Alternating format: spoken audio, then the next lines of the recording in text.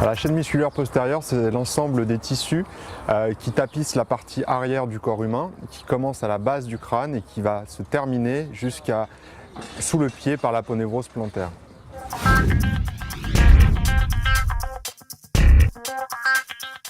Alors elle est composée de façon assez complexe de différents types de tissus, à la fois des muscles, à la fois des tendons, mais aussi des aponévroses, c'est-à-dire des enveloppes musculaires, mais aussi on peut avoir des aponévroses qui sont à l'intérieur du muscle, qui sont des séparations qui eux sont plus rigides que le tissu musculaire, donc des ligaments, des tendons comme on l'a déjà dit. Donc cet ensemble-là va pouvoir être à la fois rigide pour proposer une notion de posture, de maintien, de solidité à la colonne vertébrale pour éviter qu'elle ne s'affaisse en avant sous le poids de la pesanteur. Mais la complexité, c'est qu'à la fois dans ce rôle de stabilité, elle devrait aussi pouvoir être mobilisée, étirée, élastique pour pouvoir permettre le mouvement, se laisser déformer pour pouvoir se pencher en avant, mais aussi se raccourcir pour se contracter et permettre la propulsion soit vers l'avant, soit vers le haut.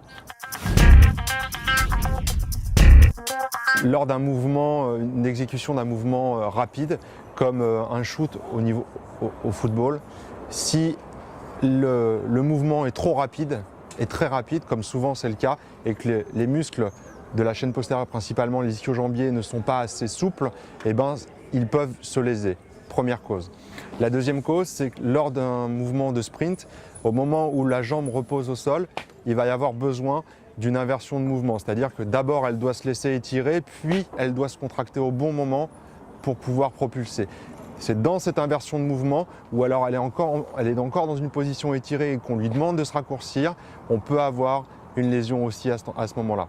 La troisième grande cause, c'est si jamais il n'y a pas assez de stabilité au niveau de sa partie supérieure, au niveau des muscles du tronc. À ce moment-là, le bassin n'est plus fixé et les muscles n'ont plus un point d'attache fixe au niveau supérieur et ils peuvent se léser à cause de ça. Le mécanisme de la lésion est toujours le même, nous avons soit un hyper-étirement, soit une hypercontraction. L'exemple le plus concret, c'est prendre un élastique, on tire dessus de façon modérée. Cet élastique, lorsqu'on lâche la traction, va retrouver un état normal. Si on tire de façon trop importante sur cet élastique, quelques fibres vont se rompre, mais pas l'ensemble de l'élastique. L'élastique sera un petit peu plus long que sa taille initiale, mais il ne sera pas rompu. C'est ce qu'on appelle classiquement l'élongation, et le délai de cicatrisation de cette élongation sera en moyenne de 3 semaines pour retrouver un état antérieur sportif sans risque. Si on tire encore un peu plus sur cet élastique, beaucoup plus de fibres vont être étirées et certaines vont se rompre. C'est ce que l'on appelle vulgairement petite claquage ou petite déchirure musculaire. Cette fois-ci, c'est plus complexe, il y a une notion, il va falloir refabriquer des fibres, il va falloir que le muscle se remodélise un petit peu, ça va prendre 6 semaines pour retrouver un état antérieur normal. Au-delà, sur un effort très violent, l'élastique peut rompre complètement, ce qui arrive quand même très rarement en pratique sportive. Et là, nous avons donc une solution de continuité complète entre les deux morceaux. Et cette fois-ci, nous avons un délai qui va prendre entre 3 et 6 mois pour pouvoir récupérer. Alors, la première chose à faire, c'est d'arrêter la pratique. C'est pas de dire je me suis fait mal et ça va passer. C'est arrêter strictement la pratique, trouver une poche de glace, glacer la région douloureuse et la comprimer légèrement avec une bande. La deuxième chose à faire, c'est de consulter assez rapidement, pas forcément dans l'urgence, mais dans les 2 jours qui suivent. Le médecin doit faire passer une échographie pour voir le siège de la lésion. Ensuite, le délai de cicatrisation sera, comme on l'a vu au préalable, déterminé. Il faudra faire de la rééducation de façon impérative et suivre un programme de réhabilitation, réathlétisation avant de reprendre une pratique de sport antérieure.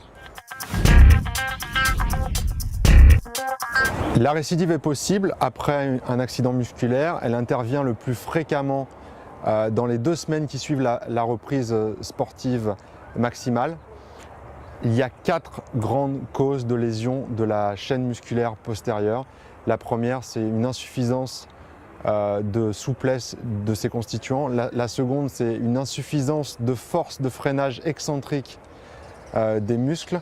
La troisième étant un manque de stabilité au niveau du tronc. Et la quatrième restera un défaut technique. Si on ne corrige pas absolument ces 4 paramètres, on peut soit avoir affaire à une récidive, soit provoquer plus tard une lésion de la chaîne musculaire postérieure.